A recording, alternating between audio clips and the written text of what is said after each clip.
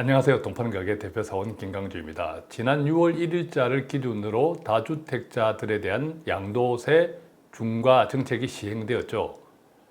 양도세 중과 정책이 6월 1일부터 시작된다라고 생각할 때 정부 입장에서는 당초 다주택자들이 그 전에 서둘러 집을 내어놓을 것이다. 결과 집값이 하향 안정세로 접어들 것이다 라고 기대했는데, 다른 방송에서 제가 말씀드렸듯이 정부의 판정패로 끝났죠.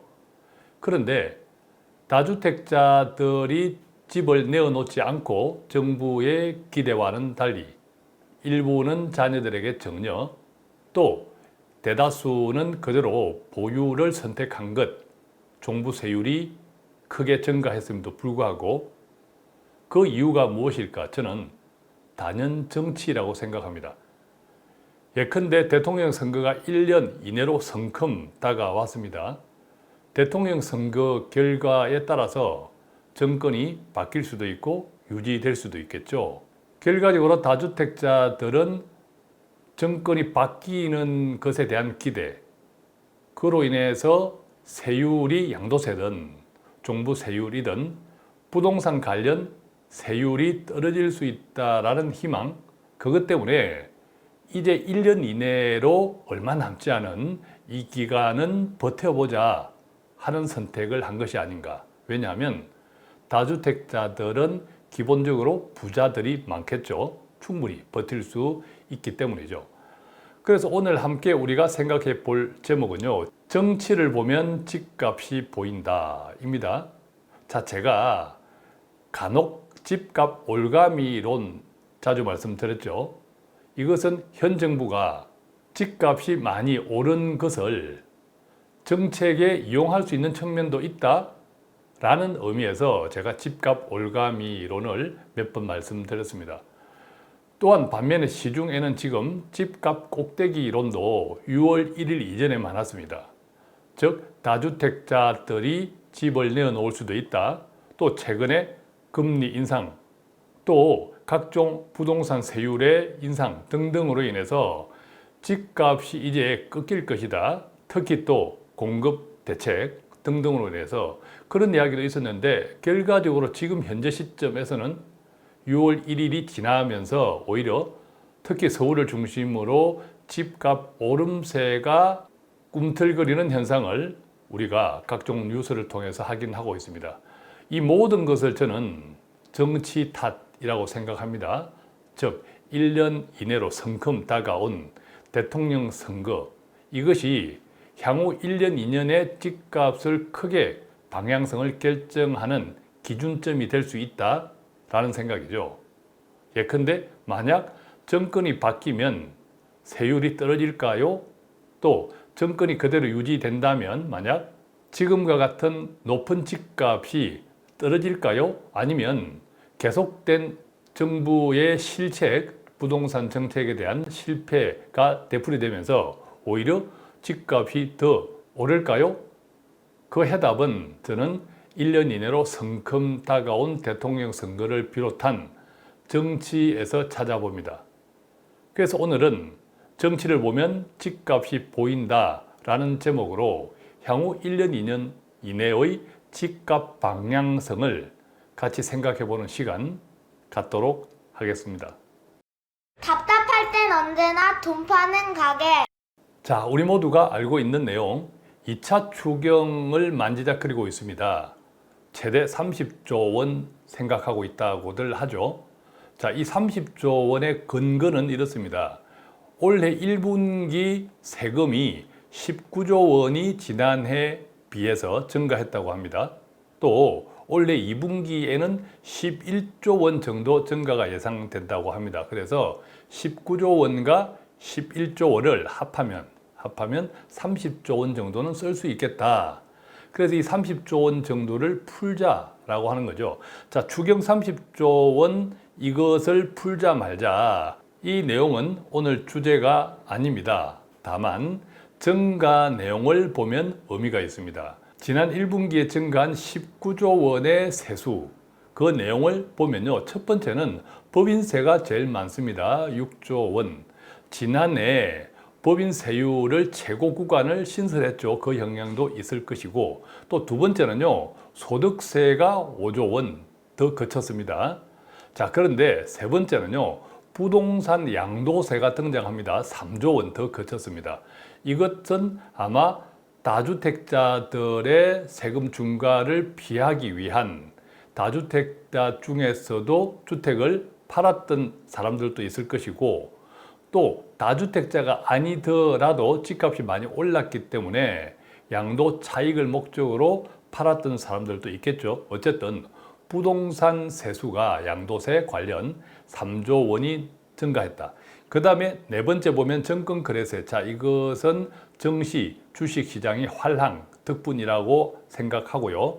다섯 번째, 상속증여세도 1조 원 증가했다. 물론 상속증여세는 부동산뿐만 아니라 다른 현금 또 다른 자산에 대한 상속증여세도 있겠지만, 이 가운데는 다주택자들의 세금 중과를 피하기 위해서 아예 자녀들에게 증여를 한 경우가 최근 많아졌고, 그 결과로 상속증여세가 지난 1분기에 1조 원이나 지난해에 비해서 크게 증가한 원인 중에 하나가 아닌가 생각합니다. 그래서 지난 1분기에 총 19조 원이 늘어난 이 세금 가운데는 세 번째와 다섯 번째, 오늘 우리는 부동산에 대한 이야기를 하므로 부동산 양도세가 3조 원, 또 부동산 증여세가 포함되었으리라고 생각되는 상속증여세가 1조 원으로 큰 폭으로 증가했다. 자, 이것이 상당히 의미가 있다. 먼저 기억하시고, 자, 그런데요, 여기에 올해 보유세 전망치를 보겠습니다. 올해 보유세 전망치. 자, 우리가 알다시피 보유세는 종합부동산세와 재산세를 합한 거죠. 어쨌든 올해 보유세 세수 전망치가 최대 12조 원으로 추정하고 있습니다. 자, 그런데요, 지난 2020년도 지난해 보유세가 7조 원이었습니다. 비교해 볼까요? 지난해 대비 올해 예상되는 보유세 부동산 12조 원은 지난해보다 70%나 껑충 증가한 것이고, 금액으로는 약 5조 원 증가한 겁니다. 자, 5조 원 증가한 이 보유세 가운데서, 보유세는 앞서 우리가 알고 있는 것처럼 종합부동산세 플러스 재산세. 그런데 종합부동산세가 4.5조, 대부분이 종부세죠. 그 가운데 개인이 납부한 것이 3조 2천억 원 예정, 그 다음에 법인 예정이 1조 3천억 원 정도라고 합니다. 자, 우리가 관심을 가질 것, 우선 개인 쪽에 한번 관심을 가져보겠습니다. 자, 지금 말씀드리는 것은 올해 보유세 추정치입니다. 보유세수 추정치. 자, 이 같은 종부세가 지난해 대비 70%, 금액으로는 5조 원 껑충 상승한 원인을 또 보겠습니다. 세제 변화, 즉 보유세율 변화 효과가 절반 50.4%라고 하는데, 자, 기본적으로 종부세의 기본세율은요, 기본세율은 기존의 0.5에서 2.7%에서 0.6에서 3.0% 상향되었다고 합니다. 그러니까 종부세 기본세율 측면에서 보면 0.5 부동산 가격 기준으로 0.5에서 2.7%가 0.6에서 3.0% 정도로 상향되었으니까 사실은 미미하죠. 문제는요, 3주택자 이상, 즉 다주택자와 조정 대상 지역에 해당하는 부동산 소유주들은 지금 보시는 것처럼 0.6, 3.2에서 그 전에 0.6, 3.2%에서 1.26%로 1.2%에서 6%로 크게 상향되었죠. 자, 그러니까 다주택자들은 양도세만 중과되는 것이 아니라 기본적으로 종부세 자체의 부담이 크게 증가했다라는 것을 우리가 알 수 있습니다. 조금 더 구체적으로 볼까요? 1주택이나 2주택 보유자들은 올해 종부세 추정치가 지난해보다 전체적으로 4,700억 원 정도 증가할 예상이라고 합니다. 그런데 1가구 또는 2주택 보유자들이 지난해보다 1년 전보다 4,700억 원 증가한 주요 원인은 세율, 세제 변화보다는 공시가격 인상 효과가 더 크다 73.1. 반대로 세제 변화 효과는 22.3% 정도로 공시가격 인상 효과에 비하면 미미하다. 그런데 여기서 3주택 이상 보유자를 보겠습니다. 3주택 이상 보유자를 보니까 1년 전보다 전체적으로 2조 7천억 원 정도 세수가 증가하리라고 예상이 되는데, 자, 어떤 것이 가장 큰 영향을 주었을까요? 조금 전에 1가구 2주택, 1주택 또는 2주택 소유자, 보유자하고는 달리 반대로 세제 변화 효과가 59.8%, 약 60%에 가깝습니다. 그 다음에 공시가격 인상 효과는 16.6%에 불과합니다. 그러니까 보유세, 종부세의 증가에 가장 큰 영향을 미친 것은 1, 2주택 보유자는 공시가격 인상 효과, 반대로 3주택 이상 보유자는 세제 변화 효과라는 거죠. 자, 우리가 6월 1일부터 양도세 중과됐고 다주택자, 그러면 이 다주택자들에게는 양도세 중과뿐만 아니라 지금 우리가 본 것처럼, 확인한 것처럼 종부세율의 효과가 가장 크다라는 겁니다. 자, 그렇다면요, 세금과 정치, 우리가 시작할 때 정치를 보면 집값이 보인다. 자, 이제 구체적으로 부동산 집값에 관련되는 세금과 정치. 자, 그래서 정부가 바뀌면 1년 이내로 성큼 다가온 대통령 선거에서 정권이 바뀌면 종부세율은 줄어들까? 그렇다면 또 집값은 어떻게 될까? 이 같은 관심이 있는 거죠. 그래서 다주택자들이 1년 이내로 성큼 다가온 대통령 선거를 기대하면서 매물을 많이, 집을 많이 팔지 않았을까? 그 이유가, 그 원인이 다주택자들을 집을 매물로 많이 내어놓지 않은 가장 큰 이유가 아닐까 저는 생각을 합니다. 자, 그렇다면 이 자료, 지금 보시는 그림은 주요국, 주로 선진국이죠. 주요국들의 최근 5년간 국민 부담률 증가 폭입니다. 이때 국민 부담률이라고 하는 것은 세금, 또 준조세, 건강보험료 뭐 등등을 포함하는 겁니다. 보면 주요국 최근 5년간 국민 부담률 증가 폭이 한국이 상당히 높습니다. 보면 3.7%. 자, 영국은 0.6%, 또 프랑스는 0.1%, 미국은 오히려 마이너스 1.7%, 또 OECD 국가들의 평균치는 0.5%에 불과한데 OECD 주요국 최근 5년간의 국민 부담률 증가폭 평균이 0.5라고 하면 한국의 경우는 3.7%니까 무려 곱하기 몇 배? 7배 정도 큰 폭으로 최근 5년간의 국민 부담률 한국 엄청나게 증가 속도가 상당히 가파르다라는 거죠. 근데 여기서 정말 중요한 건 최근 5년간이 언제부터 언제를 통계한 거냐라는 건데, 자, 최근 5년간 국민 부담률 상승 추이를 5년간으로 잘라본 겁니다. 조금 전 우리가 3.7%라고 보았죠. 이 3.7%는 언제부터 언제까지냐? 2015년부터 2019년 5년 동안입니다. 그러니까 박근혜 정부에서부터 문재인 정부 초기까지 포함된 5년인 거죠. 자, 그런데 최근 5년간으로 뚝뚝 잘랐을 때 그 전 5년이 2011년에서 2015년인데 이때는 이명박 정부 또 박근혜 정부가 겹쳤을 때죠. 자, 이때는 0.5 정도 올랐습니다.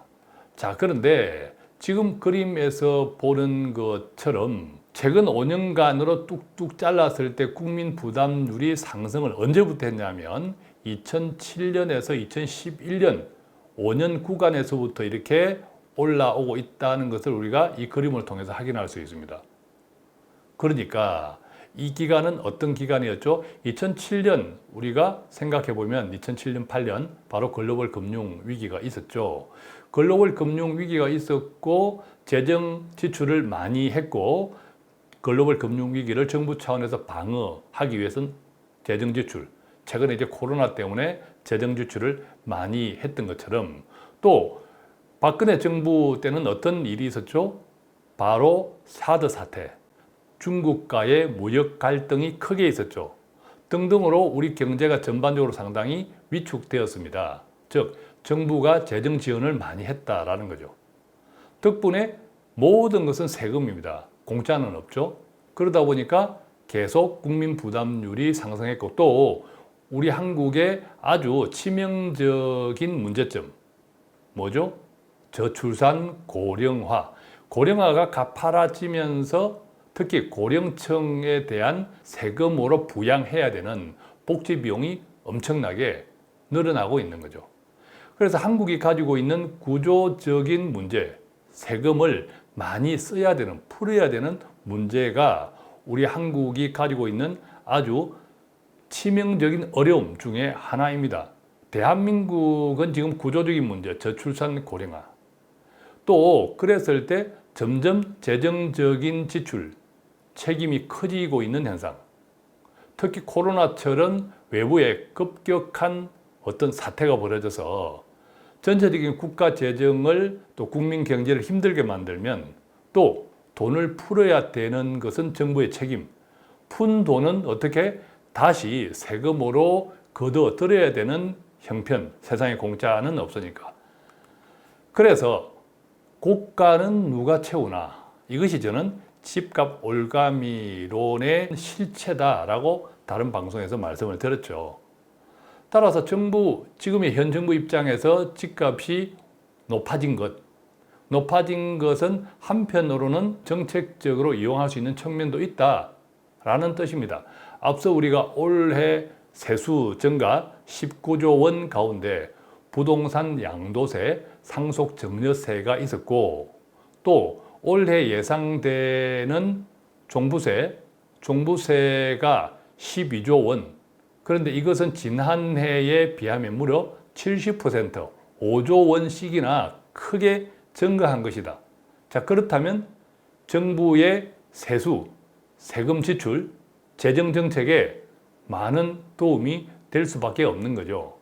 그런데 여기서 우리가 조금 전에 표 두 개를 보았던 것처럼 세금이 필요한 것은 사실은 어떤 정부이든지 상관없이 대한민국은 앞으로 더 큰 세금이 필요한 국가가 이미 되어 있습니다.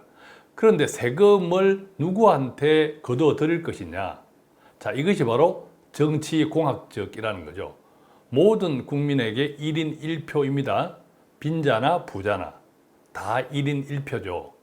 그랬을 때 부자는 소수입니다. 예컨대 다주택자, 다주택 소유자들은 소수죠.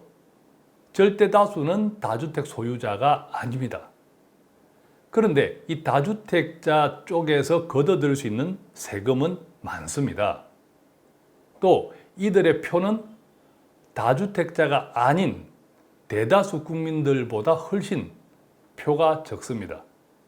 답이 나옵니까? 그래서 저는 대통령 선거 결과가 어찌 되든지 상관없이 앞으로 1년 내지 2년 후부터는 지금 1년 뒤에를 기대하면서 기다려보자라고 하는 다주택자들의 매물이 그때부터 늘어나리라고 생각을 합니다. 늘어나리라고 생각하면 그 포인트는 저는 양도세보다는 종부세율이다. 즉 양도세는 일시적으로 조금 낮출 수는 있을지 모르겠지만 종부세율은 점진적으로 추세적으로 계속 증가할 수밖에 없는 것. 정치공학적인 계산도 있고 또 우리나라는 어쩔 수 없이 세금을 계속 많이 거두어야 하는, 즉 곳간을 계속 채워야 될 수밖에 없는 구조적인 한계를 가지고 있기 때문이다. 저는 그렇게 생각합니다. 그래서 정리해 보면요. 자, 정치를 보면 집값이 보인다. 집값 꼭대기론 맞다고 생각합니다. 어느 정도 집값은 지금 꼭대기다. 왜?